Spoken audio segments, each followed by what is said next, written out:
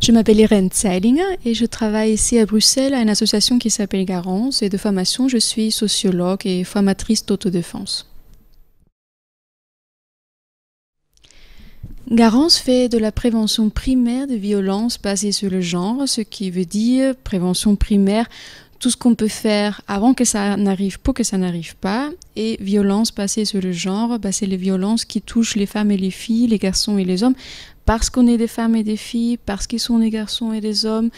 On travaille aussi sur les questions de donc les différences de violence, parce qu'on ne vit pas les mêmes situations, et aussi par notre éducation, par notre socialisation, on n'a pas reçu les mêmes ressources, les mêmes outils pour y faire face. Et donc ce qu'on fait pour ça, c'est qu'on organise des cours d'autodéfense, défense verbale, des groupes de réflexion sur la sécurité dans l'espace public, des marches exploratoires pour justement voir qu'est-ce qu'il faut changer dans l'espace public pour que les femmes puissent s'y sentir en sécurité. Et je sais que quand je dis autodéfense, il y a tout le monde qui pense tout de suite à des cours de karaté, mais en fait c'est pas du tout la même chose. De l'autodéfense comme nous on la comprend, c'est surtout apprendre comment éviter qu'on a un problème de violence. C'est-à-dire que on commence à travailler sur la notion des limites, connaître ses propres limites, savoir quand ces limites sont respectées ou pas, savoir les poser, les faire respecter de manière verbale ou non verbale. C'est connaître des stratégies de prévention pour désamorcer des situations avant que ça peut désescalader. Et en dernier recours, si tout ça n'a pas marché, alors il y a aussi la défense physique.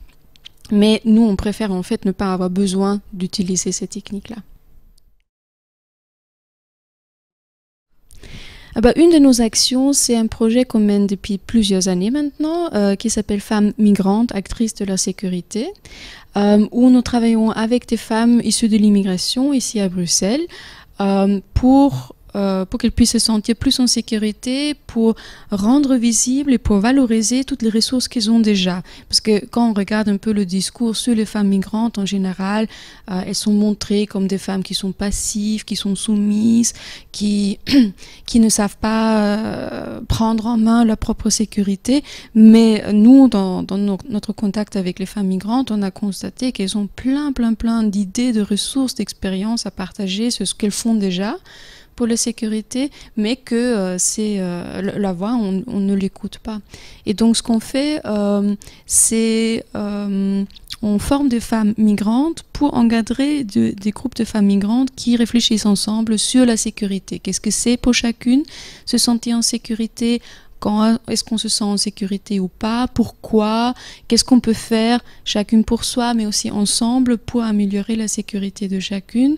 Comment réagir dans différentes situations? Comment réagir aussi contre la discrimination?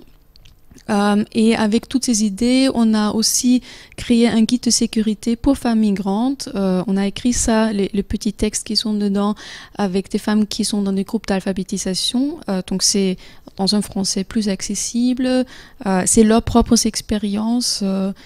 C'est très fort illustré pour que justement ça soit accessible aussi pour des femmes qui parlent pas très bien le français et qui ont envie d'apprendre comment se sentir plus en sécurité.